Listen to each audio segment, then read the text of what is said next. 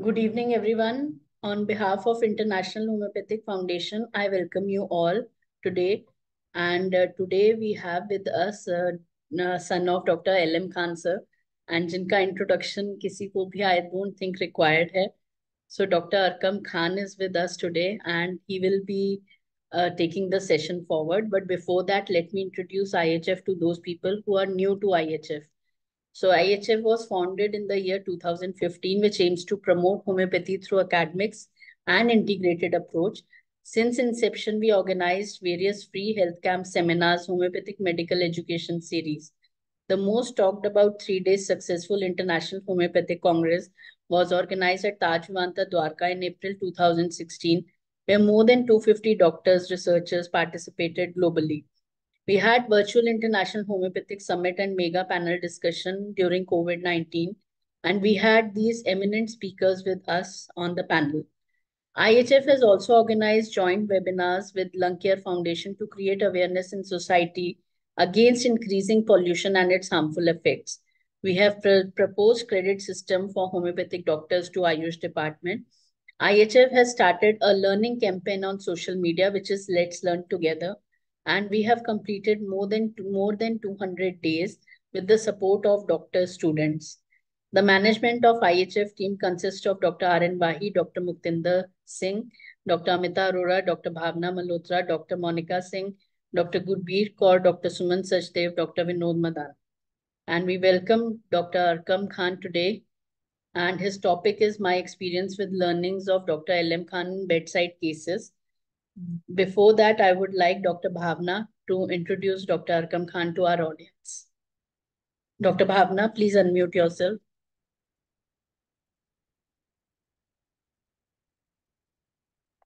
Yeah, a big welcome to Dr. Arkam Khan. As Amita has just mentioned, he's son of legendary Dr. L.M. Khan.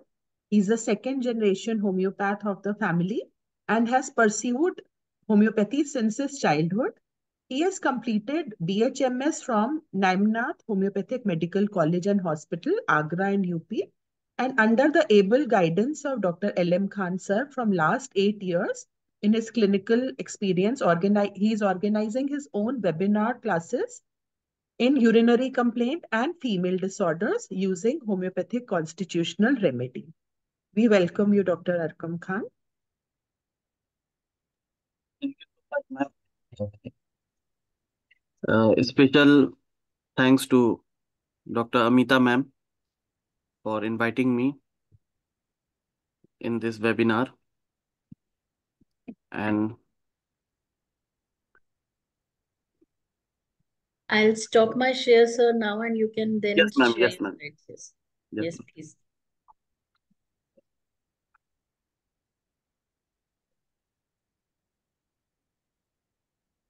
I'll just make you the presenter, sir.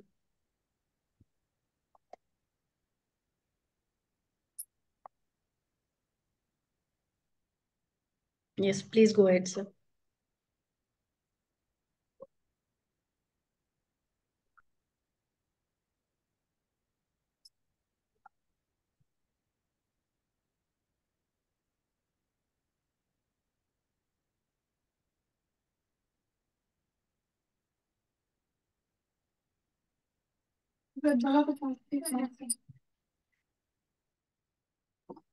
So thank you everyone, and special thanks to Dr. Amita Odoro ma'am for inviting me in his foundation, International Homeopathic Foundation. And today my topic is my learning experience with my father, Dr. L.M. Khan sir. And since childhood, we are learning. So basically,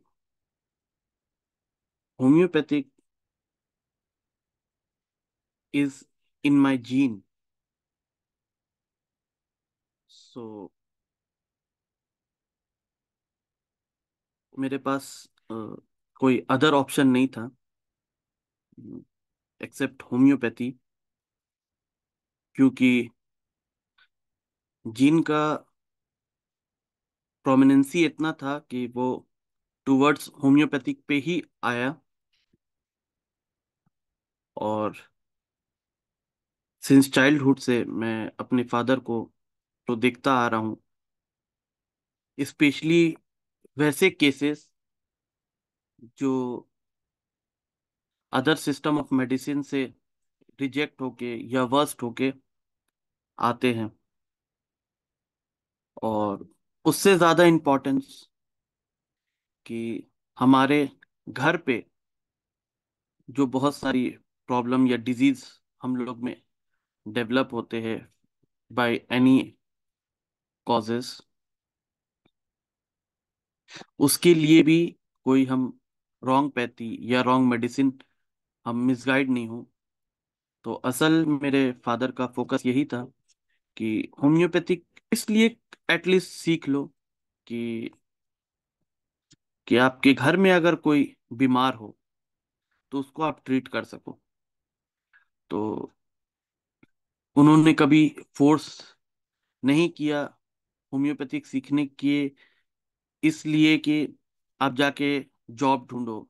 specially ये जो entrance exam वगैरह ये सब सारे होते, उस पे ज़्यादा फोकस नहीं करके मेरे फादर ने मुझे कोशिश किया कि आप प्रिस्क्राइबिंग पे ज़्यादा अपने डोमिनेंसी रखो, क्योंकि अगर आपके घर में कोई बीमार हो तो आप उसको ट्रीट कर सको। सो इसीलिए मैंने टॉपिक भी वही चुना, बेड साइड, कि एटलीस्ट हम उतना लर्न कर सके कि हम अपने घर को ट्रीट कर सके। तो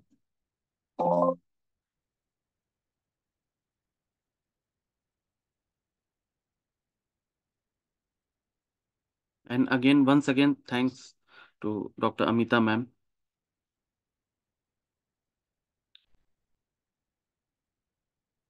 This is our clinic uh,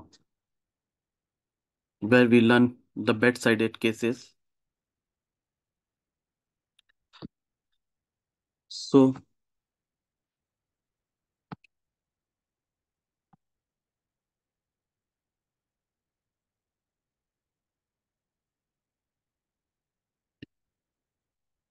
ये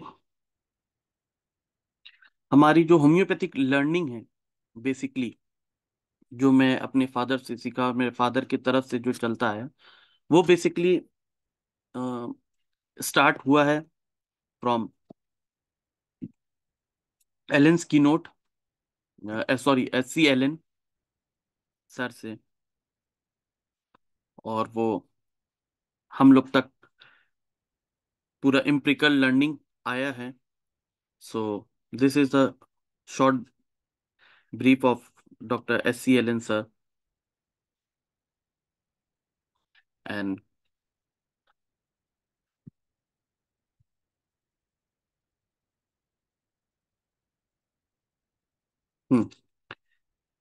after SC Allen sir, doctor Pratap Chandra Mujumdar sir learn from SC एलन। PC Mujumdar sir was the grandfather of Dr. Gyan Mujumdar sir, and Pratap Chandra Mujumdar sir was learned from SC Allen sir directly, and Dr. Mujumdar converted to homeopathy and spent his whole life for the development of this system. And after him, Dr. NM Chaudhary. Gyan Mujumdar sir uncle was Dr. NM Chaudhary.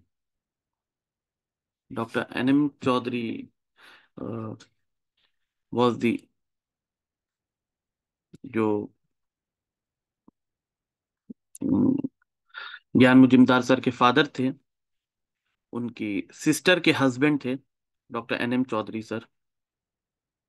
And we know about NM Chaudhary sir And next is Dr. Gyan Mujumdar sir. So Gyan Mujumdar sir is FRCS, MRCP, double FRCS, the man who never stood second. And Gyan Mujumdar sir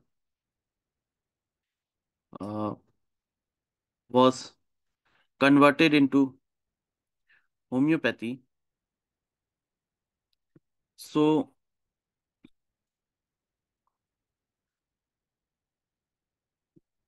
और ज्ञान Mujumdar sir जो है वो homeopathy के the only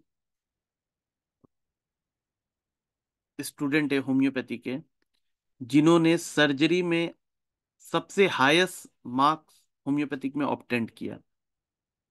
no homeopath physician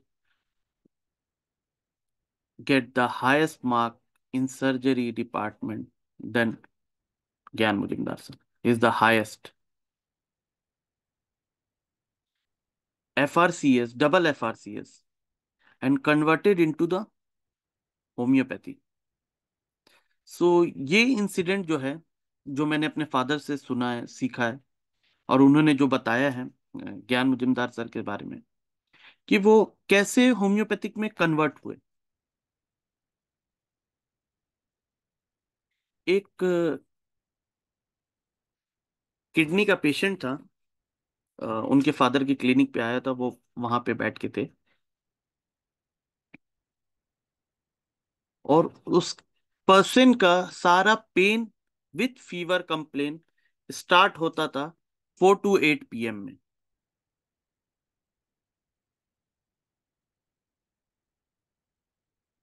सो ज्ञान Mujumdar sir हंस रहे थे उस वक्त कि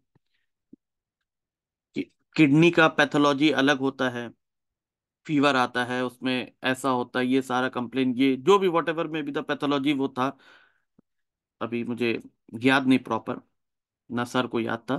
तो उन्होंने जैसा बताया कि किडनी का कंप्लेन था, फीवर हाई राइज आता था, फिर उसके बाद वॉमिटिंग होता था, ये सब सारा बहुत कुछ कंप्लेन था, लेकिन स्पेसिफिक 4 to 8 टाइम में होता था. तो वो इस बात पे बहुत हंसे थे, ये क्या बात है कि हाँ वो है, कभी भी आ गया, ऐसा हुआ, प्रॉब्लम हुआ, कुछ भी, उससे क्या है स्पेसिफिक टाइम. तो उनके फादर ने लाइकोपोडियम प्रिस्क्राइब किया था और आफ्टर दैट आस्ते आस्ते आस्ते आस्ते वो पैथोलॉजी नॉर्मल हो गया, चेंज हो गया. तो वो शॉक्ड हो गया कि ऐसा वास्ट पैथोलॉजी और सिर्फ 4 to 8 कंप्लेन में एग्रीवेट हो रहा है. तो उन्होंने वहां से स्टार्ट किया होम्योपैथी पढ़ना और double FRCS student, MRCP, masters and converted into homeopathy. और वो जब लंदन में थे तो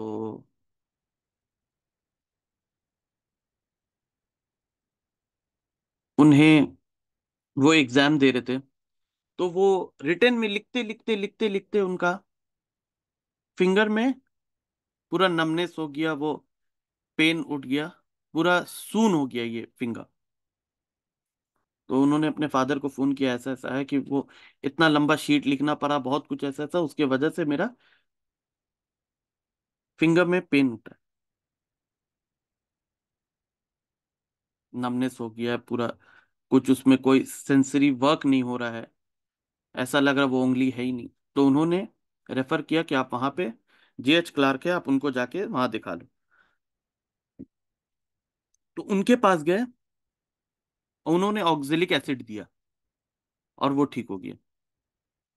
तो ये सब चीज मिल के इतना उनको शॉक किया कि ये विदाउट पैथोलॉजी है, ये एक सिम्टम हुआ, 4 to 8 एग्रीवेशन हुआ, क्या पैथोलॉजी है, और उन्होंने दे दिया, ये ठीक हो गया.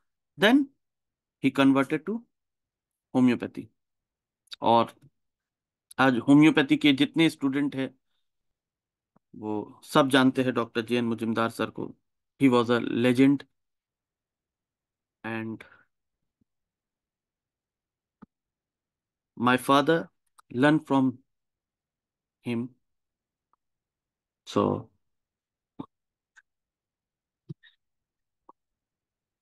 My father learn from doctor Gyan Mujumdar sir, doctor late J N Kanjilal sir and late B N Chakraborty sir. So this is some book of my father. Ignitia in Cancer, Pleasure of Prescribing, Politics of Prescribing. और ये सारी book जो है ये सब bed side oriented book है. सो आज हम पर्सनली खुद की केसेस जो अपना देखते हैं और जो अपने फादर से सीखते हैं, ये सब लर्निंग से, स्पेशली एम्पिरिकल लर्निंग से बहुत अच्छा सक्सेस रिजल्ट हमको मिलता है पेशेंट में. तो मैं वही केसेस कुछ डिस्कस करूंगा आपके साथ.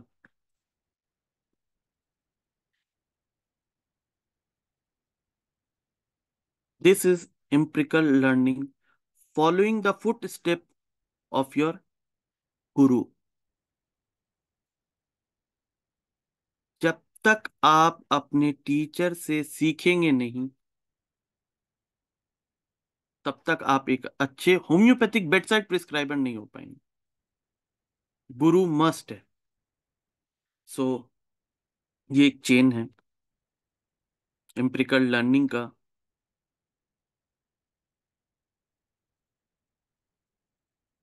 तो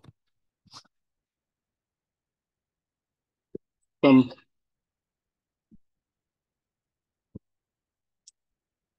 the most difficult point of this medical act is the grasping of the characteristic symptom. The most difficult of this medical act, ये पॉइंट जो कैरेक्टरिस्टिक किसको हम समझेंगे.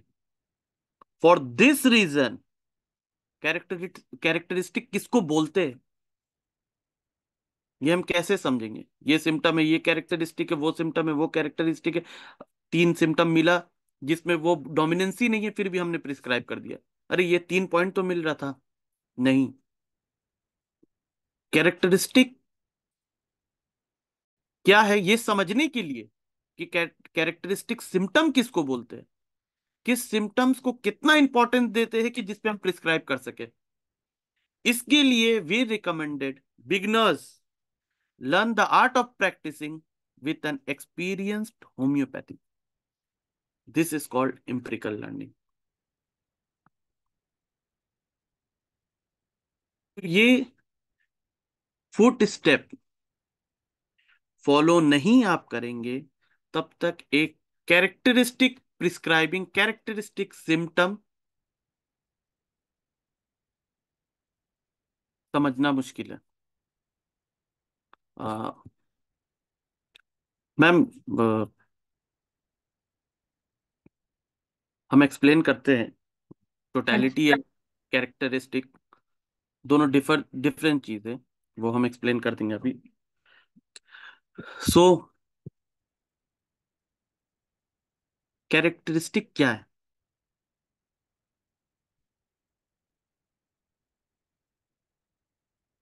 ये एक पार्ट हो गया.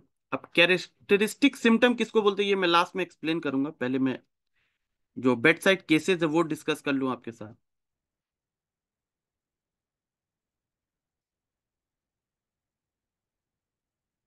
एक केस है यूनाइटल जॉन्डिस का, एक बच्चे का जो बॉर्न हुआ है और उसको जॉन्डिस हुआ विथ हाई बिलिरुबिन. सो इतने छोटे बच्चे में हम कैसे प्रिस्क्राइब करेंगे. So the first factor is Henneman says intrauterine life history of mother.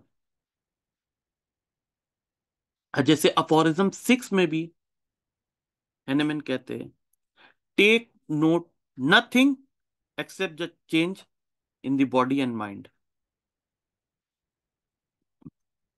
अब जो इतना लंबा बड़ा केस टेकिंग हम करते हैं, 3 पेज 4 पेज 10 पेज का, हैनेमैन कहते हैं ये यूजलेस है, मत नोट करो आप। Take note nothing, nothing except the change. Changing कहां से आया? बॉडी और माइंड में, mental symptom and physical symptom. क्या चेंज हुआ? बहुत खट्टा खाती थी, खट्टा से अब एवर्जन हो गया। बहुत मीठा खाती थी, मीठा से एवर्जन हो गया। बहुत खुश रहना पसंद था, अब दुख में रहती है। ये जो बीच में जो चेंजेस आया है, बस वही नोट करो और वही प्रिस्क्राइब करो अकॉर्डिंग टू अफोरिज्म 6। सो एक बच्चे में जॉन्डिस डेवलप हुआ है तो अदर फैक्टर क्या क्या हिस्ट्री में मदर करा, इंट्रायूट्राइन लाइफ में हिस्ट्री क्या रहा? A mother is under various type of influence during pregnancy. क्या influence? Chemical, environmental, psychological, dietary, under bracket craving, aversion and various addiction such as smoking, alcohol, coffee, etc. ये सारा जो point है, ये sir का book है politics of prescribing, उसके part में से ये लिया गया है। इंट्रा यूट्राइन लाइफ हिस्ट्री, उसमें एक चैप्टर है।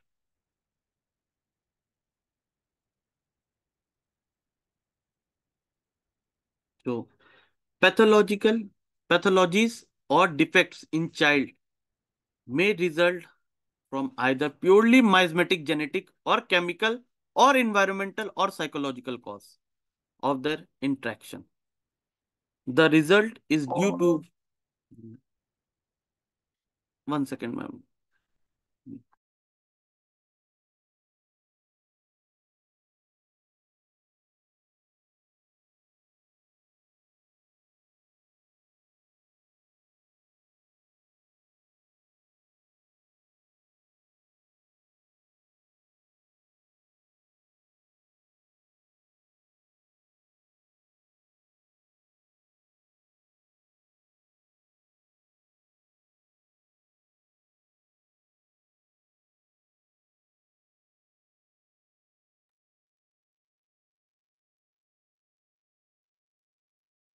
I think there is some pause. Dr. Arkham will be back. So kindly wait for 2 minutes. Hanji, he is back. Sorry, वो चार्जिंग का प्रॉब्लम हो गया था। So continue. Cause of their interaction, the result is due to interaction various cause. बहुत cause हो सकता है जो ऐसा रिजल्ट हम लोग को आया। There is no single cause. कोई भी डिजीज या कॉम्प्लिकेशन का वन सिंगल कॉज नहीं होता। हम लोग को ये लगता है ये सिंगल कॉज है, लेकिन ऐसा नहीं है।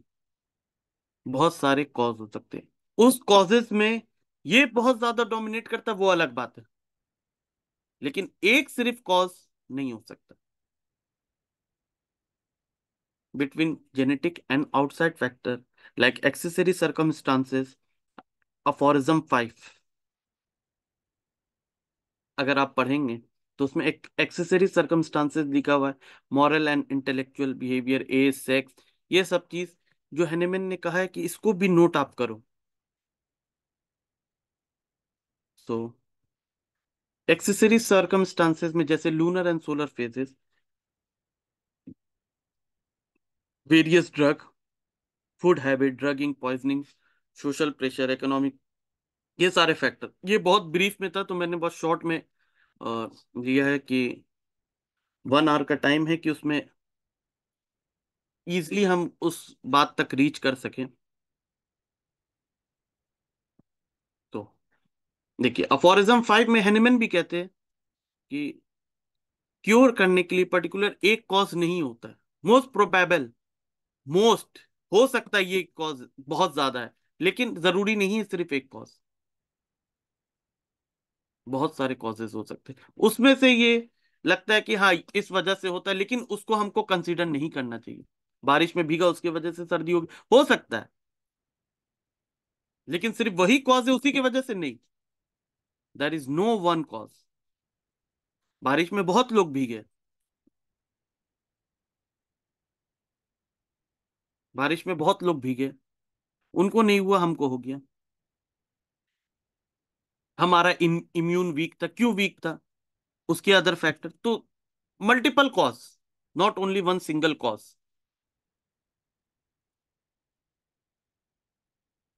सो ये एक चार्ट है सर का। क्या फैक्टर होता है? पेरेंट्स, एंसेस्टर जीन की एक जीन डेवलप और पेरेंट्स के जीन से क्या क्या कॉज, उसके साथ plus emotion, social, environmental, food, psycho, endocrinological factors during the time of conception, जब डेवलप हुआ जाइगोट फॉर्मेशन, ये सारे, और ड्यूरिंग द प्रेगनेंसी क्या चलता रहा, ड्यूरिंग द डिलीवरी क्या हुआ, ये सारे फैक्टर मिलके क्या प्रोड्यूस किया। तो intra uterine life history in the case of baby is must. और हेनेमैन कहते हैं कि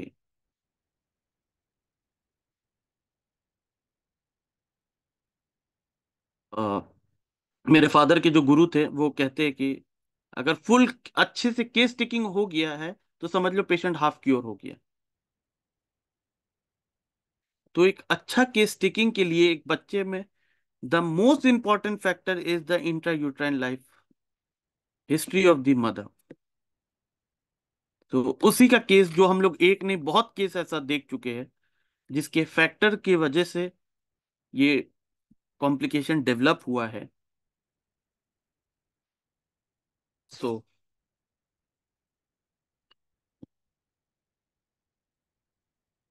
केस ऑफ न्यूनाइटल जॉन्डिस, ये हॉस्पिटल से डिस्चार्ज होके बेबी आया, उसको हल्का हल्का येलोइश डेवलप होना शुरू हुआ। और ये जो चेंजेस आया एक चेहरे में, इस कंडीशन तक।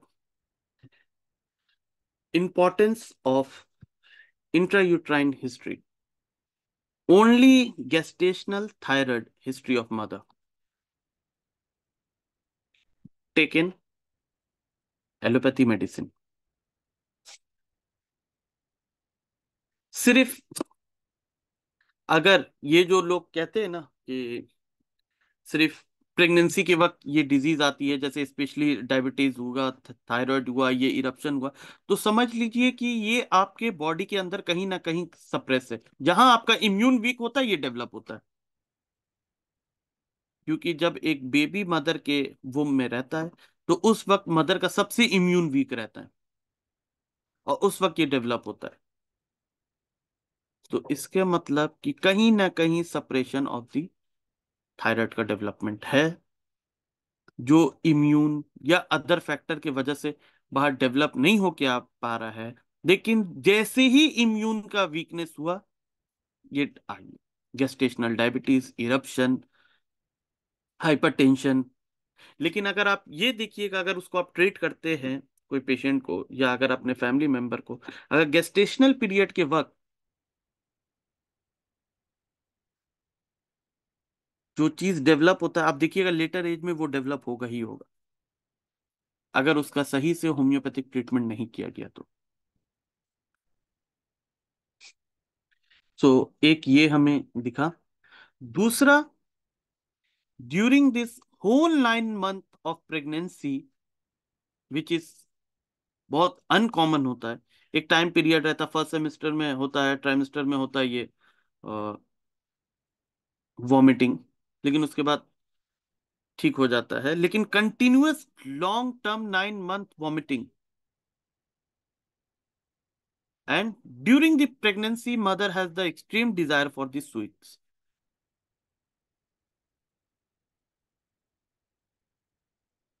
और बच्चे में ऑन ऑब्जर्वेशन और जब केस टेकिंग के दौरान बच्चे के जब बॉडी छू के देखी गई तो बॉडी बहुत कोल्ड था, ठंडा था। बिलिरुबिन जो था वो 16 समथिंग कुछ था वो। तो my father prescribed thyroidinum 209 dose TDS on the basis of intrauterine life history and confirmation in baby by the cold body. Mother के मिल्क में स्पून से वो मेडिसिन की एक गोली वो ग्लोबलाइज अच्छे से करके वो डिप में ये करके दिया गया बच्चे को, ड्रॉप ड्रॉप करके। सो much recovery, but at some time patient complain stand still. Given one dose thyroidinum 1 ml.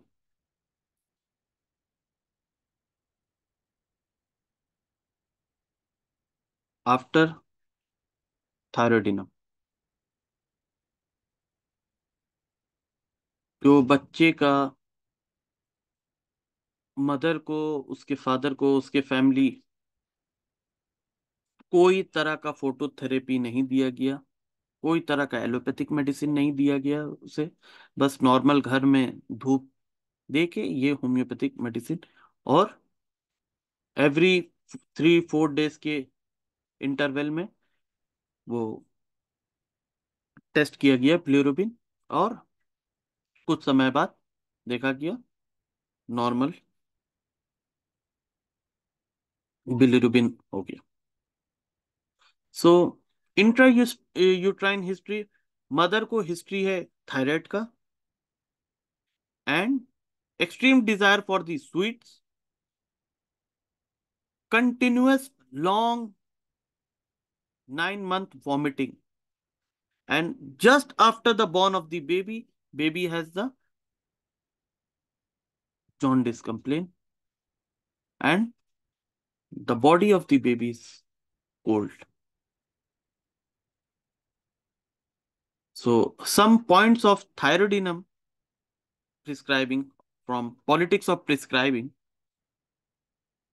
Mostly जो मैं अपने फादर को देखता हूँ थायरोडिनम प्रिस्क्राइब करते वक्त, तो उसमें सबसे ज्यादा इंपॉर्टेंस होता है कंप्लेंट आफ्टर प्रेगनेंसी के बाद क्या है, emotional shock, metabolic disorder, history of allergy और डायबिटीज इन पर्सन और family history, craving for sweets, thirst increase for cold water, body touch to cold and clammy like calcarea carbon सीपिया,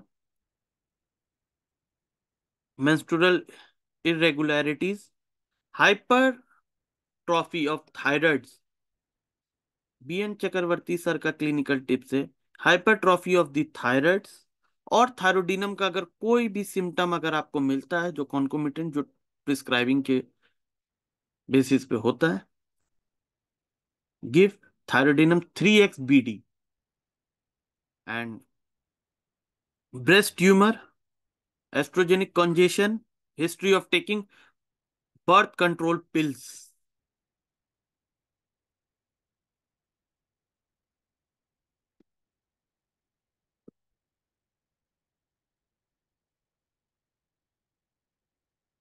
ये doctor BN Chakraborty sir का clinical अपना experience है कि अगर कोई भी लेडी बहुत लॉन्ग टर्म तक या बर्थ कंट्रोल पिल अगर लेती है, उसके बाद किसी तरह का भी अगर उसको कंप्लेन होता है, specially female disorder like pelvic का कोई भी पेल्विक रीजन का कंप्लेन, चाहे डिस्मेनोरिया कंडीशन आए, चाहे इनफर्टिलिटी का कंडीशन आए, चाहे एमोनोरिया का कंडीशन आए, कुछ भी अगर बहुत लॉन्ग टर्म तक अगर मदर या कोई भी लेडी अगर प्रेगनेंसी पिल्स अगर लेती है, बर्थ कंट्रोल पिल्स अगर लेती है कि प्रेगनेंसी को डेवलप नहीं हो, तो never forget to prescribe Haridinum. So this is the first case of neonatal jaundice का, जो मैंने अपने फादर को थायरोडिनम से प्रिस्क्राइब करते हुए और ठीक होते हुए देखा है। और इस केस में जो मैं कहा था ना कि स्टार्टिंग में जो मैंने बताया था कि पापा का जो मेन पहला पर्पस रहता है कि अगर आप होम्योपैथिक पढ़ रहे तो आप अपने प्रिस्क्राइबिंग को मजबूत रखो ताकि अपने घर के बीमार को ठीक कर सको। और ये जो केस था बेबी का, ये मेरे भाई की बेटी है उसका ये केस था। ये मेरा घर का केस था और सिर्फ थायरोडिनम से ये क्योर हुआ। बहुत लोग जैसा जो मैंने जो फोटो दिखाया था, ऐसा कंडीशन हो गया था कि बहुत लोग ये कहे थे, ये तो फोटो के वजह से उतना नहीं तो येलोइश बहुत था इस कंडीशन में। तो बहुत लोग कहे थे कि हॉस्पिटल में एडमिट करके आप फोटोथेरेपी वगैरह, लेकिन नहीं। मेरे जो ब्रदर की, बड़े भैया की जो मेरी वाइफ है, मेरी भाभी जो है, उन्होंने कहा कि नहीं, मुझे पापा की मेडिसिन पे पूरा भरोसा है और ये उसी से ठीक होगा। और ये हुआ थायरोडिनम से। उसके बाद इसी बच्ची का एक केस है, एक बार बहुत सीवियर इसे निमोनिया हुआ था। देखिए, लोग कहते हैं ना कि अगर ये दिया है तो यही देने का कॉन्स्टिट्यूशन चेंज नहीं होता, कॉन्स्टिट्यूशन चेंज होता है। जैसे अफोरिज्म 6 एंड ये जो एक्साइटिंग कॉज और ये जो सारे फैक्टर्स बताए हैं, डिजायर, मेंटली, फिजिकली, ये जो चेंजेस आते वैसे ही कॉन्स्टिट्यूशन चेंज होता है। तो उसको निमोनिया डेवलप हुआ था और ऑन ऑब्जर्वेशन पापा ने ये देखा था उसे, उसे बर्फ की चीज, ये मेरे ख्याल से 4 या 5 ईयर की थी तब उसको वो डेवलप हुआ था, बहुत सीवियर। अब वो ठंडा पानी का बहुत उसको डिजायर था और वो आइसक्रीम का बहुत एक्सट्रीम डिजायर था, ठंडा बर्फ आइसक्रीम ये सब खाने का। और ये निमोनिया डेवलप हुआ था। उसके बाद बहुत से सिम्टम देख के हम लोग पूछ के दे रहे थे, मेडिसिन वर्क नहीं कर रहा था। तो पापा ने देखा, एक उस बच्चे को गोद में लिया तो वो अपना जहाँ कफ बहुत ज्यादा जो हो रहा था वो अपने चेस्ट को बॉडी से रब कर रही थी, तो उसको ब्रीदिंग में उससे आराम मिल रहा था। अब वो फिर पापा ने उसे हटा के देखा तो उसके बाद फिर ब्रीदिंग प्रॉब्लम, फिर जहां उसको यहाँ लगा के वो रब कर रहे तो उसको आराम मिल रहा। Then my father give phosphorus 3 potency. After giving phosphorus उसको अब तक फिर कोई भी कॉम्प्लिकेशन, स्पेशली ये निमोनिया, लंग्स, खांसी वगैरह ये सब का अभी तक डेवलप नहीं हुआ। अब वो चला बहुत दिन तक, 3 रिपीटेड डोज में, आस्ते आस्ते आस्ते। कोई किसी भी तरह का नेबुलाइजर या इनहेलर कुछ नहीं, ओनली फास्फोरस 3 रिपीटेड डोज।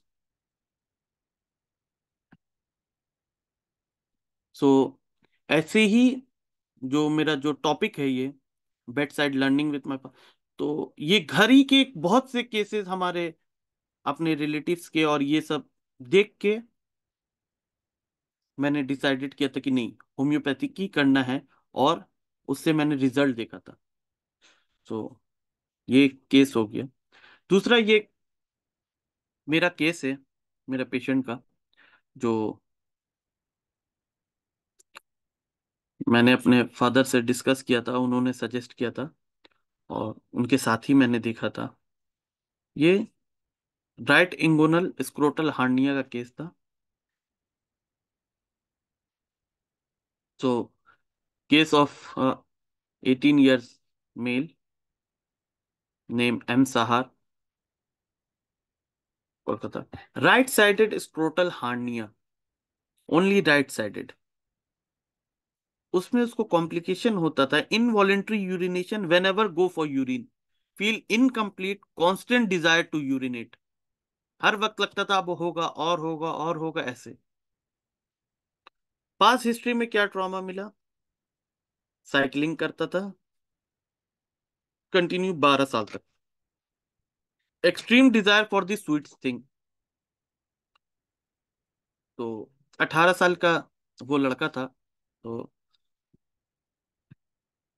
मैंने उससे पूछा कि अगर तुम्हें कोई ऐसी बात तुम्हारे अगेंस्ट होती है या तुम्हारी बातों को इंपॉर्टेंस नहीं दिया जाता तो कैसा फील होता है तुम्हें? उसने कहा कि कुछ कर तो नहीं पाता हूं, लेकिन अंदर से बहुत गुस्सा आता है। मेरी बातों को कोई इंपॉर्टेंस नहीं देता है, उसको नहीं सुनता है, तो मुझे बहुत गुस्सा आता है।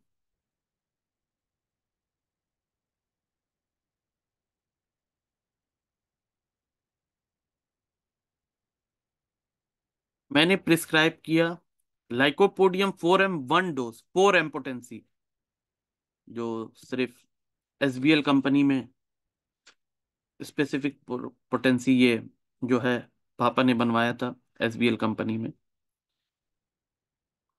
1 dose with lots of placebo, 4M का 1 डोज।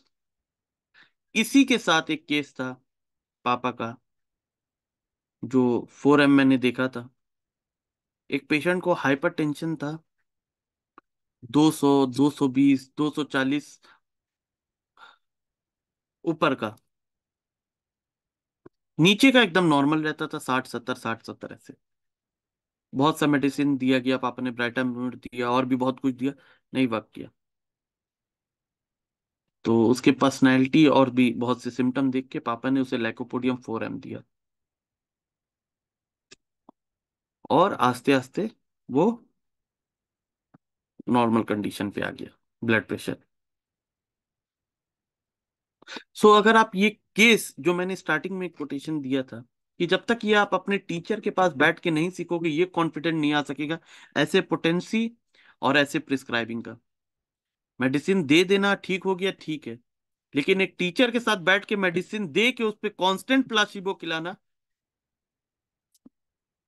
ये सिर्फ एक टीचर के अंडर गाइडेंस में आप सीख सकते हैं।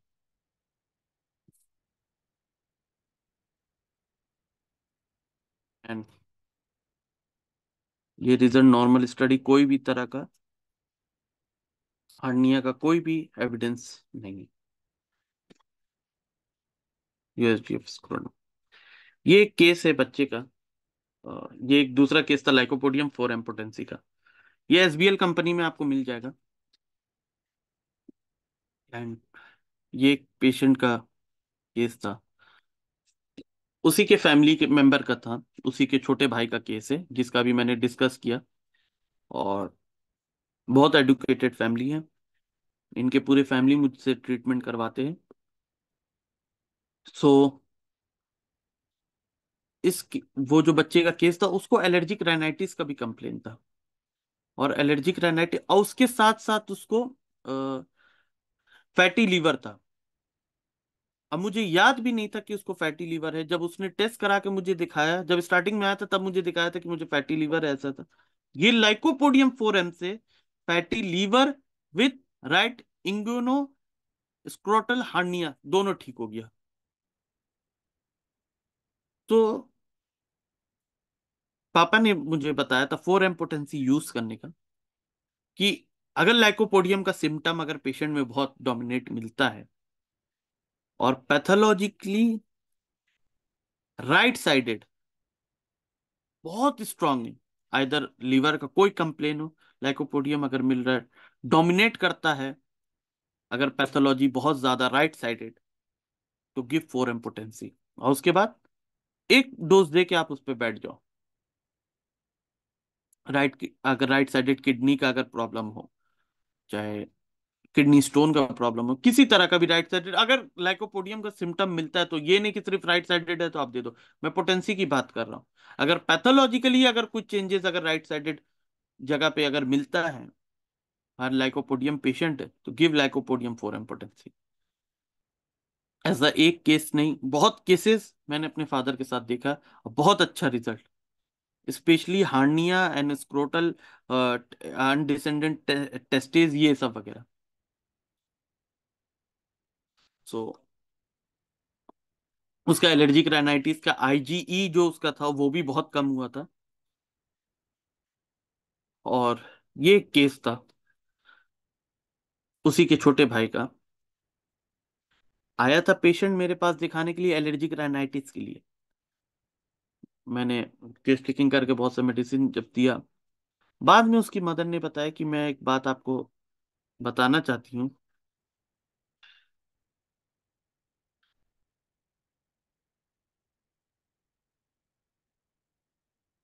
तो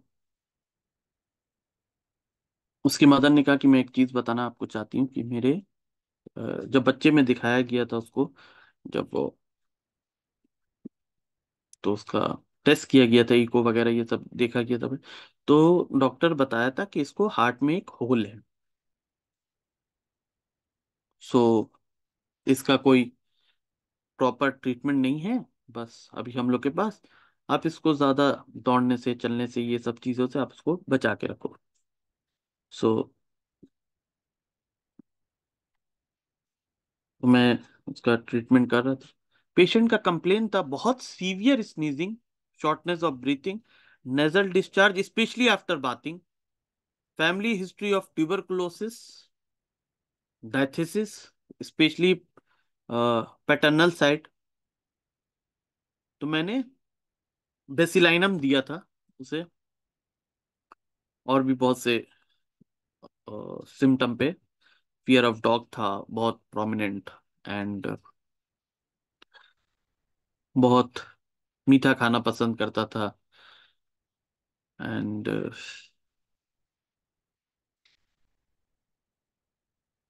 हॉट पेशेंट था। तो पार्शियली रिलीफ कर रहा था बेसिलाइनम से, एलएम पोटेंसी में मैंने दिया था।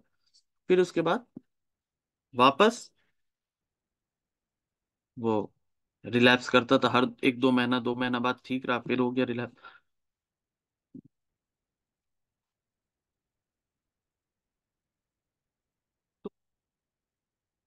सडनली मैंने उसको बेसिलाइनम प्रिस्क्राइब किया था।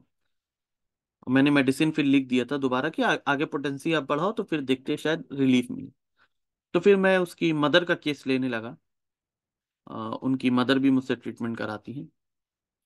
तो जब मैं मदर से पूछा आपको खट्टा कैसा लगता है, तो मदर ने कहा हाँ ठीक है मैं खाती हूँ, लेकिन ये जो मेरा बेटा है वो उसके उसे बिल्कुल भी पसंद नहीं है खट्टा। वो खट्टा खाने ही से उसका वॉमिट हो जाएगा, वो उससे टॉलरेट नहीं होता खट्टा, इतना नापसंद है उसको। तब मैंने उसे बुलाया बच्चे को, और उसका फेस मैंने देखा, चेक किया, ऑन ऑब्जर्वेशन मैंने देखा coldness of his left half of the face and right side of the hot, dry. अगर आप ये साइड ऊपर, अगर बच्चे को देखिएगा, अगर आप लेफ्ट साइडेड में देखिएगा तो ये साइड आपको कोल्डनेस दिखेगा, ये साइड आपको हॉट दिखेगा, थोड़ा एक ठंडा एक गर्म। Family history of tuberculosis, aversion from सार थिंग्स, एंड फिजिकल में coldness of the left half and right side of the face is hot. उसी वक्त मैंने फौरन अपना प्रिस्क्रिप्शन, मैं उसका फोटो नहीं लिया हूँ, तो मैंने प्रिस्क्रिप्शन बेसिलाइनम का काटा और उसे ड्रोसेरा प्रिस्क्राइब किया, एलएम पोटेंसी में 1, LM1। And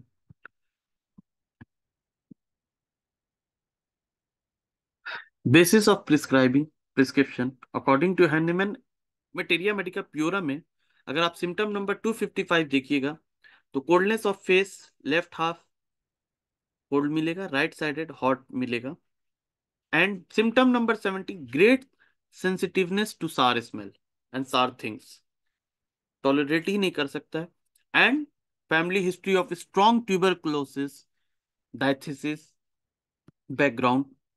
And once in a seminar I heard from my father about Drosera by the reference of Hahnemann Materia Medica Pura।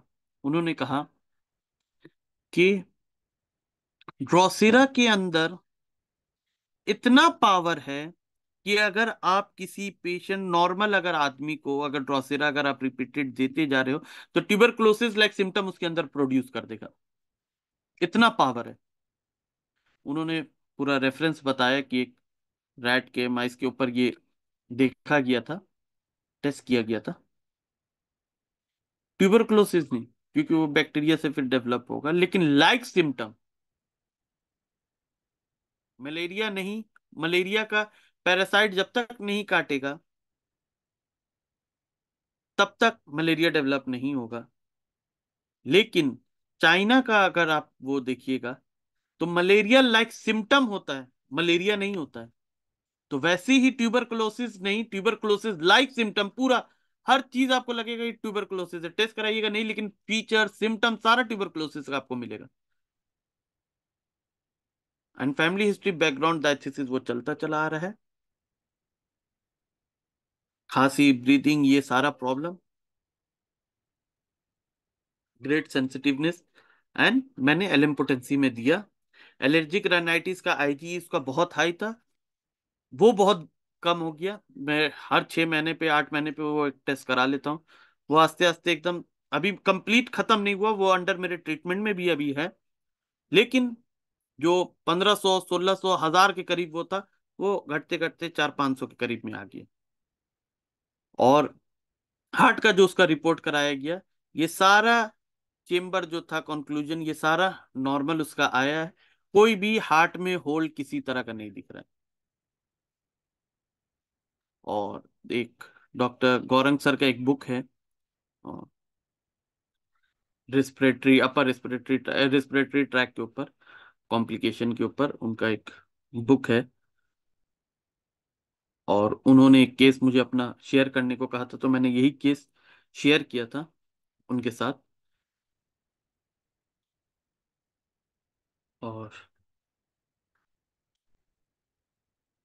और उन्होंने मुझे, उनके जो स्टूडेंट ने था, उन्होंने मुझसे ये भी पूछा था कि आप, मैं इसको रेपर्टाइज करूंगा उसके बाद किताब में वो डालूं। मैंने कहा नहीं। उनके स्टूडेंट कोई थे जो बुक में उनके साथ हेल्प कर रहे थे, तो मैंने कहा नहीं, जो मैं चीज नहीं किया हूं वो मैं नहीं बोल सकता हूँ। मैंने इस बेसिस पे देखा, इसी पे प्रिस्क्रिप्शन किया, वही मैं बता सकता हूँ। रेपर्टरी में क्या आए क्या नहीं आए, जब वो चीज मैं नहीं किया हूं मैं नहीं बोलूंगा। मैंने जो देखा, जो अपने फादर से सीखा, उन्होंने जो किया, उन्होंने जो रिजल्ट देखा, मैंने भी वो रिजल्ट पाया।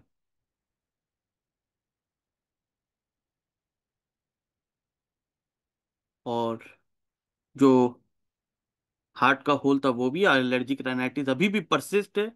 लेकिन उसका जो कॉम्प्लिकेशन, जो कंप्लेन उसका था, ब्रीदिंग प्रॉब्लम, सीढ़ी पे नहीं चढ़ पाता था। एंड वो टीटी बहुत अच्छा खेलता है, टेबल टेनिस बहुत अच्छा खेलता है। और वो उसको खेलने में वो बहुत ब्रीदिंग प्रॉब्लम होता था, पसीना सूख जाता था, फिर खांसी शुरू होता था। वो सारा चीज अभी उसके अंदर एकदम नॉर्मल हो गया। और उसकी मदर अभी रिसेंटली बता रही थी कि वो इतना अच्छा खेलता है अभी टीटी, तो वो स्टेट लेवल पे या इस पे खेलना चाहता है, तो उसके लिए मैंने कहा आप कोई प्रॉब्लम नहीं, आप खिला सकते हो उसको। लेकिन उनका अभी भी इतना बिलीव है मेरे ऊपर कि उन्होंने अभी तक मेडिसिन नहीं रोका है। बोले नहीं, ये आप कंटिन्यू करते रहिए, ये कॉन्स्टिट्यूशनल उसको इतना स्ट्रांग कर दीजिए आप अपने मेडिसिन से कि उसको ये सब कॉम्प्लिकेशन भी जो अभी पार्शियली कभी चेंज हो जाता वो सब भी नहीं हो। तो एक कांस्टेंट कॉन्स्टिट्यूशनल रेमेडी खाने से आपके अंदर जो चीज है जो आपको पता भी नहीं, वो भी आपको ठीक हो जाएगा। जैसे इससे पहले केसेस में मैंने लाइकोपोडियम 4M में, मुझे उस स्टार्टिंग में उन्होंने दिखाया था फैटी लीवर था, ये था वो था, मुझे याद भी नहीं था। वो एक दिन आया कि मैं फैट खा सकता हूँ कि नहीं, वो बहुत दिन से मैंने तेल वाली या ऐसा चीज क्यों नहीं खाई। तो मैंने पूछा क्यों क्यों नहीं खाया, तो बोले फैटी लीवर था ना मुझे। तो हमको तो याद भी नहीं। मैंने कहा अच्छा ठीक है, तुम यूएसजी करा लेना पूरा। तो यूएसजी कराया, मैं आया कोई फैटी चेंजेस नहीं है, नॉर्मल। सो अगर आप कॉन्स्टिट्यूशनल, अगर आपका करेक्ट मेडिसिन चल रहा है, तो उसके साथ जो जो आता रहेगा वो सब भी आपका क्लियर होता चला जाएगा। जो मैंने अपने फादर से लर्निंग में सीखा, जो मैंने केसेस में देखा है, ये 3 केस हुआ, एक ये लास्ट केस है, और आई थिंक टाइम भी बहुत हो गया है। सो ये एक मेल पेशेंट है, 27 थायराइड TSH उनको निकला था। सो हाइपरथायरॉयडिज्म का केस था,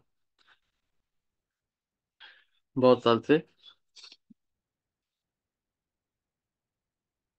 तो मैंने जब केस टेकिंग किया, तो उसमें मैंने देखा उनकी हिस्ट्री में, माइंड में बहुत लॉन्ग टर्म तक कांस्टेंट ग्रीफ चलता चला आ रहा था।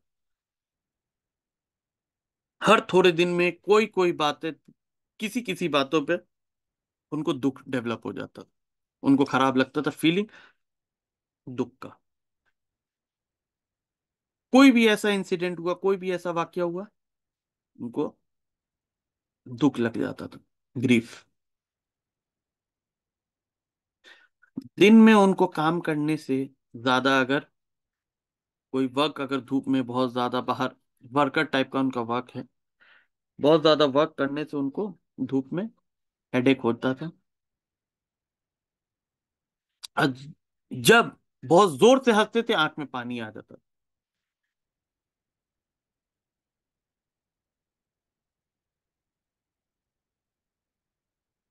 पास history of malaria, taken anti malarial medicine, consider this the symptom more characteristic than other symptom.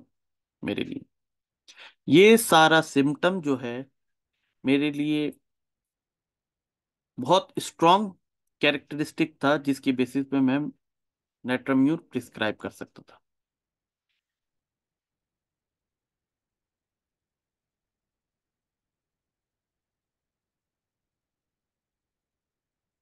And I prescribe natrum mur in LM potency.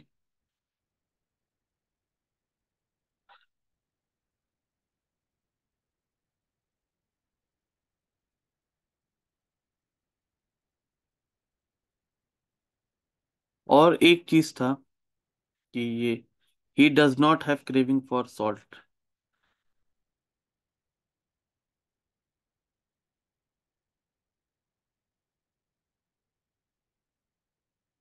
ये TSH का नॉर्मल।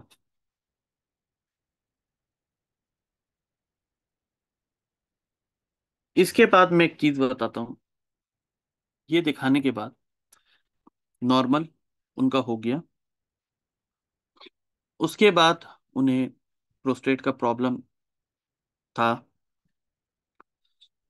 उनके पेशाब में प्रॉब्लम होने लगा।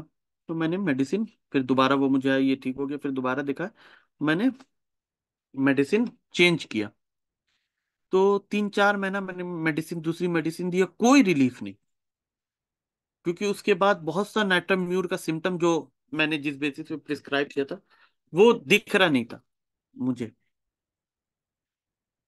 तो मैंने प्रिस्क्राइब किया, 3-4 महीना देखा, कोई रिलीफ नहीं मिल रहा, ऑन ऑफ करके तो मैं पापा के पास लेके गया कि पापा ये केस ऐसा ऐसा फिर है, थायराइड तो नॉर्मल है, लेकिन प्रोस्टेट का शायद प्रॉब्लम हमको लगता है, पेशाब में इनको ऐसा। 3-4 महीना ही मैंने ये मेडिसिन दिया सारा, फिर पापा ने कहा कि फिर नाइट्रम म्यूरिन दो। मैंने कहा पापा, अब नाइट्रम म्यूरिन का कोई ऐसा सिम्टम मुझे नहीं दिख रहा है। पापा बोले स्टिल दो। तो दिया मैंने। After giving natrum mur again, उनका पेशाब वाला प्रॉब्लम भी ठीक होता गया। तब पापा ने कहा कि कॉन्स्टिट्यूशनल मेडिसिन कभी कभी ऐसा होता है कि अगर आप दे रहे हो,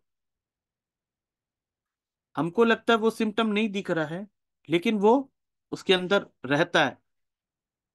आप उसको अगर फिर से रिपीट करोगे तो देखोगे आस्ते आस्ते सारा कॉम्प्लिकेशन जो है वो रिड्यूस होता चला जाएगा। और आफ्टर गिविंग अगेन नाइट्राम्यूर, उनका ये सारा प्रॉब्लम आस्ते आस्ते, यूरिन वाला जो था वो भी बेटर होने लगा। ये भी पेशेंट अभी तक स्टिल अंडर ट्रीटमेंट में है मेरे, और मच बेटर है।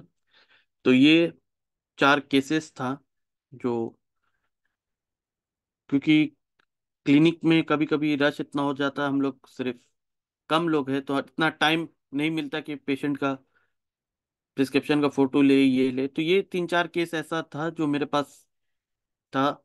ऐसे बहुत से ऐसे केसेस है जो बहुत अच्छे अच्छे हुए हैं रिजल्ट, लेकिन उसका फोटो वीडियो ये सब वगैरह नहीं है। तो जो ये पैथोलॉजी रिपोर्ट वगैरह के साथ जो था, मैं सोचा कि आपके साथ वो डिस्कस करूं। एंड ये सारा बेड साइड लर्निंग जो मेरा अपना पर्सनल एक्सपीरियंस हुआ अपने फादर के साथ, जो मैंने रिजल्ट देखा, और बहुत अच्छा रिजल्ट आपका पैथोलॉजिकली चेंजेस के साथ। तो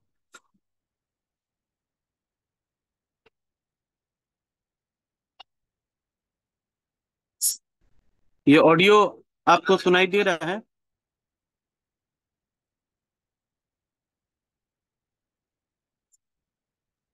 नहीं सर। अच्छा, ऑडियो शायद ऑडियो ऑडियो सुनाई नहीं का दे कोई।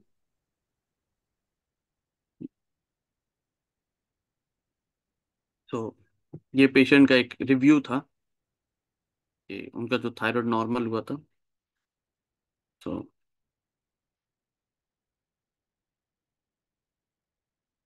स्टार्टिंग में फर्स्ट में मैंने जो बात की थी, ये कैरेक्टरिस्टिक वाली बात जो हो रही थी, कैरेक्टरिस्टिक सिम्टम किसको हम लोग समझते हैं।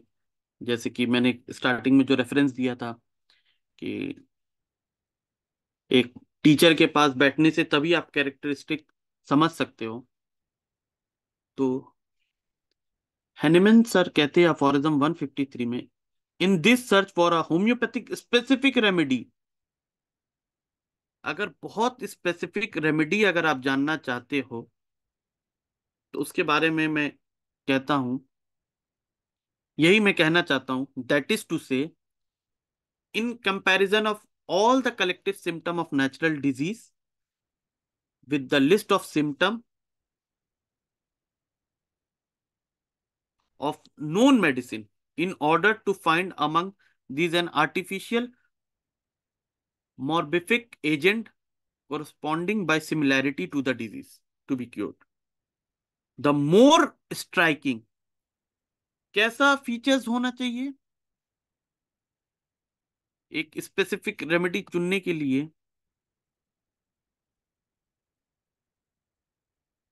मोर स्ट्राइकिंग,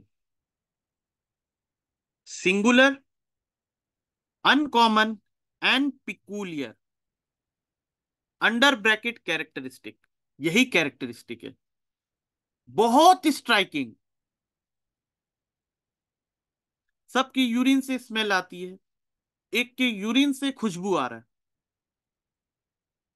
उसके बाद जितना आपको सिम्टम मिले, ये सारा आपके लिए बेकार है सिवाय इस सिम्टम के लिए, because this is more striking. Singular, ये एक ही सिम्टम इतना प्रोमिनेंट है कि और कोई सिम्टम इसके बराबरी में, इनके पैरेलल में कोई खड़ा नहीं हो सकता। इतना अनकॉमन है, पिक्यूलियरिटी है, इस इंसान का पहचान इसी से हो रहा है। पता है इस पेशेंट को क्या होता है? पेशाब में से इसकी खुशबू आती है। ये कैरेक्टरिस्टिक है बस। लोग जो कहते हैं कि वन सिम्टम पे प्रिस्क्राइब करना ठीक है, लेकिन हैनेमन खुद कहते हैं यही सिम्टम आपके लिए कैरेक्टरिस्टिक है। और केंट की अगर आप मटेरिया मेडिका पढ़ेंगे, एकदम लास्ट में अगर आप जाएंगे, तो उन्होंने 10 से 12 medicine, Ocimum can ma'am the Musk of, ऐसा लगेगा अतर का तरह खुशबू आएगा यूरिन से। सो और भी बहुत से ऐसे सिम्टम है, एग्जाम्पल देने के तौर पे मैंने कहा है, जो मोर स्ट्राइकिंग और ये सब जो बात है।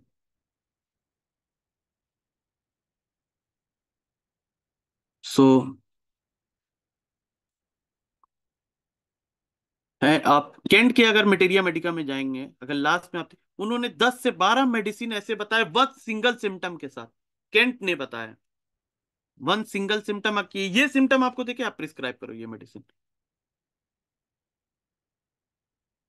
तो यही कैरेक्टरिस्टिक है according to Hahnemann aphorism 153 specific remedy के लिए।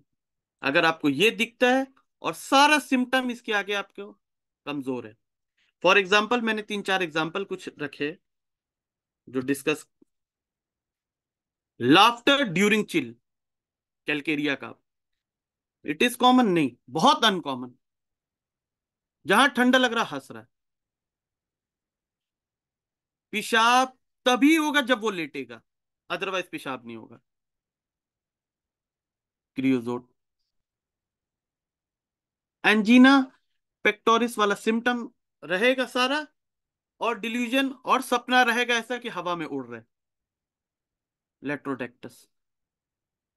डिस्मेनोरिया का कंडीशन है, उसके साथ फेंट हो जा रहा। Lapis Alva. बहुत दर्द हो रहा, उसके साथ ठंडा लग रहा है। जब दर्द का पेन शुरू हो रहा तब ठंडा लग रहा है। Pain with chill. जब पेन उठ रहा है तभी चिल्लीनेस आ रहा है। पेन कम हो जा रहा है, चिलीनेस कम हो जा रहा है। लेकिन जब भी पेन उठेगा चिलीनेस के साथ उठेगा। This is characteristic symptom. The one symptom is enough to prescribe. इसके बाद जितने सिम्टम है मेरे लिए इंपॉर्टेंस नहीं रखते। Unreasonable of crying in children, बिना रीजन के रो रहा है। सिफिलिना।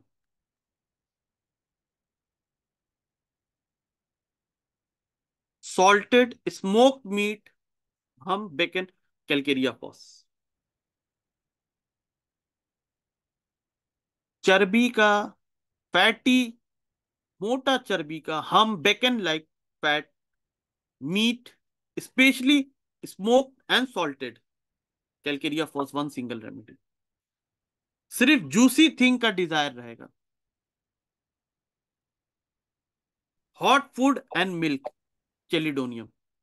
जैसे कि बहुत से लोगों को मैंने देखा है कि अगर वो लीवर का कोई भी कॉम्प्लिकेशन होता, गॉल ब्लैडर का होता, फॉरन चेलिडोनियम दे देते। नहीं, मैंने हमेशा पापा को देखा है दो कंफर्मेशन करते हुए, ये चीज चल रहा है।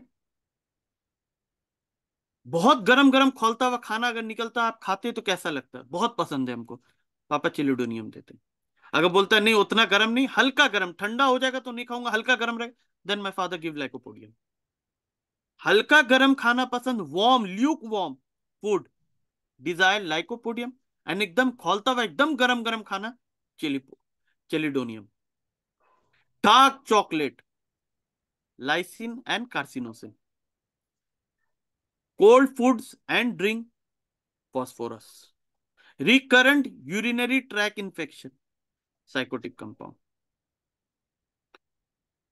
तो ये कैरेक्टरिस्टिक सिम्टम जो मैंने स्टार्टिंग में कहा था, सो उसका फ्यू एग्जांपल के साथ, और ये जो मेरा छोटा सा एक्सपीरियंस बहुत कम टाइम में जो मैंने अपने फादर के साथ सीखा है, जो देखा है, जो मैंने रिजल्ट पाया है, sorry, वो वही मैं आप लोगों के साथ डिस्कस किया हूँ। So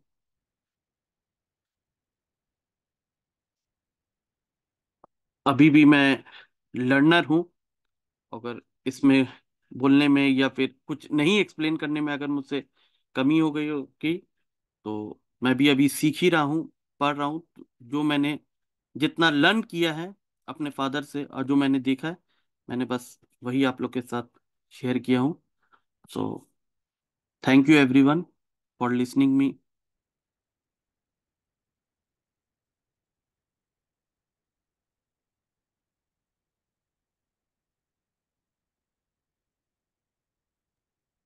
thank you so much doctor Arkham. ये आज का सेशन ऐसे लग रहा था जैसे गलत नहीं होगा ये बोलना कि जब एक क्रिकेट मैच स्टार्ट होता है तो एक बैट्समैन को शायद पिच पे जैसे जमने में टाइम लगता है, और लेकिन जब फिर वो रन बनाने लगता है तो वो फिर ये ठान लेता है कि मुझे अपनी टीम को जिताना ही जिताना है। तो ये सेशन बिल्कुल ऐसा ही लगा कि होम्योपैथी जैसे चल रही है और जिस हम्म। तरीके से चल रही है, जो आपकी लर्निंग्स हैं खान सर के साथ, डॉक्टर मजूमदार सर के साथ, ये सब आपने अपने सेशन में प्रूव की कि एक खिलाड़ी को भी अपना एक गुरु चाहिए होता है, और आपने जो ट्रिब्यूट्स दी अपने टीचर्स को, so thank you so much कि आपने हमारे लिए भी एक आई ओपनर रखा कि बिना गुरु के ज्ञान अधूरा होता है। So what do you Wahi sir and doctor Muktinder sir, आज के सेशन के ऊपर आपके रिमार्क्स, तो आप अनम्यूट कर लें अपने आप को। मैंने कर लिया अनम्यूट। और मैं एक तो पहली बात तो मैं अरकम से बोलूंगा कि मेरा रिगार्ड्स कन्वे करें अपने पापा को। मुद्दत हो गई उनसे बातचीत हुए, तो ज़रूर कम से कम इतना कन्वे करिए। सेकेंडली, जो मैंने भी नोटिस किया है कि आपकी बड़ी ग्रूमिंग स्टेज चल रही है, both as a physician, good physician, और also as a good speaker. तो ग्रूमिंग में टाइम लगता है, but then again I am confident कि आपके एक गुरु, आपके मेंटर, आपके फादर हैं, जो कि उनकी अपनी छाप है प्रोफेशन के अंदर, तो उसकी हमें कदर जरूर करनी पड़ती है। और सेकेंडली, मुझे बड़ा अच्छा लगा जब आपने डॉक्टर जे एन मजूमदार का जिक्र किया। डॉक्टर ज्ञान मजूमदार, मुझे अभी तक याद है कि जब सबसे पहला दिल्ली बोर्ड का एग्जामिनेशन शुरू हुए थे हमारे टाइम में, तो डॉक्टर ज्ञान मजूमदार ने सर्जरी का पेपर थ्योरी का जो है वो उन्होंने उन्हीं का बनाया हुआ था। और एक मुझे क्वेश्चन उनका अभी तक याद है, define asepsis and antisepsis, show how they justifiable under section 4 of the Organon. बाकी तो खैर क्वेश्चन थे और तो याद है। और दूसरा, ये तो खैर एग्जाम की बात है। और सेकेंडली, मेरे को याद है कि जिस समय यहाँ पर ऑल इंडिया होम्योपैथिक कॉन्फ्रेंस हुई थी, तो उस वक्त में doctor Sushila Nair was the health minister. और दिल्ली में यहाँ पर रिंग रोड पर है इंस्टीट्यूट ऑफ पब्लिक एडमिनिस्ट्रेशन, वहाँ के ऑडिटोरियम में वो था। और डॉक्टर सुशीला नायर ने कुछ बात थोड़ी ऐसी लिखी बुरी थी अपने एड्रेस में, जो कि शायद अच्छे टेस्ट में नहीं थी। शायद उनको थोड़ा माइंड उनका पॉल्यूट किया गया था। प्रोफेशनल लाइब्रेरी आप समझ सकते हैं, मैं उस हिस्ट्री में जाना नहीं चाहूँगा, क्योंकि आज के टाइम में माहौल टोटल चेंज है and we are all dedicated to homeopathy. तो उस समय मुझे याद है कि जिस हिसाब से डॉक्टर जे एन मजूमदार ने, यानी सुशीला नैयर की बात को जो है इतना कड़े तरीके से जो उन्होंने किया, तो वो इनफैक्ट सुशीला नायर गॉट उनका फेस लाल हो गया था, जो कि बोल नहीं पा रही थी कैसे करें। वो मुझे इंसिडेंट अभी तक याद है।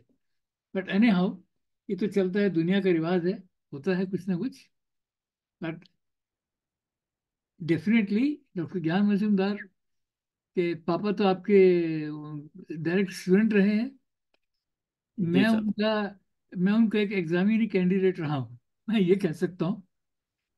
तो खैर रहने हो, आपके लिए बहुत बहुत मैं मालिक से दुआ करूंगा कि आपको, बल्कि अगर मैं ये कहूँ कि पापा की आपको खुशी उनको जब मिलेगी जब आप उनसे 2 कदम आगे जाओगे। हर कोई पेरेंट जो होता है वो ये एक्सपेक्ट करता है कि मेरा बच्चा जो है, ये टीचर हो, मेरा कभी मेरा स्टूडेंट जो है मेरे से आगे निकल जाए। तब असली खुशी होती है टीचर को या पेरेंट को, जो भी है। तो मैं वही दुआ करता हूँ कि आप में वो हुनर आए और आगे आप चलें। बाकी जहाँ तक है प्रिस्क्राइबिंग में सवाल है, मैंने जनरल एक चीज़ ऑब्जर्व करी है कि एक तरफ तो कलकत्ता का स्कूल का हूँ मैं अगर, और दूसरी तरफ अब मैं अगर महाराष्ट्र में अगर आईसीआर से कंपेयर करूँ, तो दोनों में वास्ट डिफरेंस है। देखिए, क्लिनिकल ऑब्जर्वेशन जो है, striking observation and judging the strange rare and peculiar symptoms, उस पर कमांड जो है वो कलकत्ता ग्रुप का काफ़ी अच्छा है। और जहाँ तक महाराष्ट्र का साइड है, यानी मैं जिक्र करूँ तो डॉक्टर एम एन धावले का, तो उनके यहाँ जो है डेटा रिकॉर्डिंग, और आज की डेट में जहाँ पर ये एलिज किया जाता है कि भाई आपके पास में डेटा क्या है, आपका अप्रोच साइंटिफिक नहीं है, तो वहाँ पर जो है जो उनके यहाँ का टीचिंग है वो शायद कैलकाटा के कंपैरिजन में हावी हो जाता है। उनके पास में उनका तरीका है, और सारे स्टूडेंट्स हैं बहुत अच्छे, उधर भी काफ़ी स्पीकर होते हैं। तो ये दोनों में डिफरेंस है, दोनों के मेरा मतलब है कि अपने अपने मेरिट्स हैं। आज की डेट में अगर जो कलकत्ता का ग्रुप है, उनको अगर थोड़ा सा डेटा कीपिंग के हिसाब से अगर और ज़्यादा साइंटिफिक हो पाएगा तो और ज़्यादा अच्छा एक्सेप्टेबिलिटी होगी। तो मैं तो यही दुआ करूंगा कि आप, क्योंकि आप यंगर जनरेशन में हो, आने वाले चैलेंजेस आपके पास में हमसे ज़्यादा मिलेंगे, तो आपको भी उस डायरेक्शन में आपको थोड़ा चेंज अपने आप को कन्वर्ट करना होगा। ये मेरा एक सुझाव भी है। पापा से आप जिक्र भी करें, बहुत बड़ा हम रिगार्ड करते हैं उनका एज ए गुड फ्रेंड। हालांकि कुछ मैंने टेलीफोन नंबर वगैरह कुछ चेंज हो गए, तो काफ़ी दिन से बात नहीं हो पाई है उनसे। इतना ही मैं कहूँगा, मेरा सलाम उनको कहिएगा, रिगार्ड कहिएगा उनको, ठीक है? So nice of you. Thank you so हाँ, Thank you so much, sir. I think Dr. Muktinder sir has left. Dr. Bhavna, can you please take over for the remarks?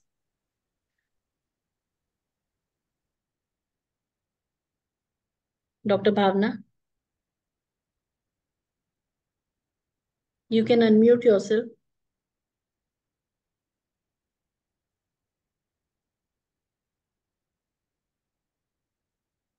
I think there is some technical problem with her mic or something. So, on behalf of International Homeopathic Foundation, I thank you from bottom of my heart, Dr. Arkam. And यहाँ पे जो queries आ रही हैं वो mostly impotency को लेके आ रही हैं. So I think अगर हम फ्यूचर में कोई एक सेशन LM potencies पे और impotencies पे रख सकें तो दैट वुड बी ग्रेट, जिसमें कि आप समझा पाएंगे कि एक्चुअली किन केसेस में किस तरीके से इन पोटेंसीज को यूज किया जा सकता है, because time is also not allowing us to take this forward, so we can definitely take another session for that. I request Amita, everyone. Amita, मुझे एक चीज ऐसे में कुछ याद आ जाता है। देयर वाज ए हाँ जी वन। सर. हाँ, हाँ जी. एक मुझे याद नहीं, शायद केएमएल में था या कहाँ था, तो वहां पर डॉक्टर दीवान हरिश्चंद्र भी थे, he was presiding over the session, and doctor LM Khan was there. तो अब एलएम का पूरा मतलब जो है, डॉक्टर लाल मोहम्मद है इनका पूरा नाम। मेरा ख्याल है करम शायद मेरी बात को कंफर्म करेंगे। और वो सेशन में एलएम पोटेंसीज का था, तो डॉक्टर दीवान हरिश्चंद्र ने सवाल किया था कि what a fine similarity both in LM Khan as well as LM LM Potency. Potency. ठीक है। Anyhow, ठीक है सर. ये थोड़ा सा मैं याद दिला रहा हूँ, ताकि इस पापा को भी जिक्र करेंगे तो उसको भी, वो भी एंजॉय करेंगे। ठीक है sir. Sir, we would just like to share that this initiative by Team IHF, Let's Learn Together, now we have crossed 200 days, and I request everyone, all the doctors, students who are interested to share their knowledge and learnings, they can share with us. And you can send your participation through WhatsApp on this number mentioned on the screen, or through email on the email ID mentioned here, so that we can share with each other the knowledge or whatever results we are observing in our clinical practices.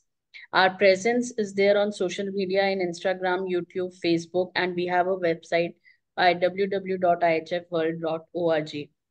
So I thank Dr. Arkam Khan for his time, much. for the patience, for your session, and we will be troubling you again in future.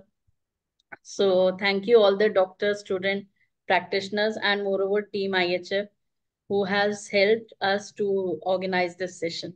So thank you very much, everyone. Kindly allow me to finish this meeting, sir, now. Allowed. Sorry. Thank you. Thank you. Yes. Thank you, Dr. Arkam. Good night.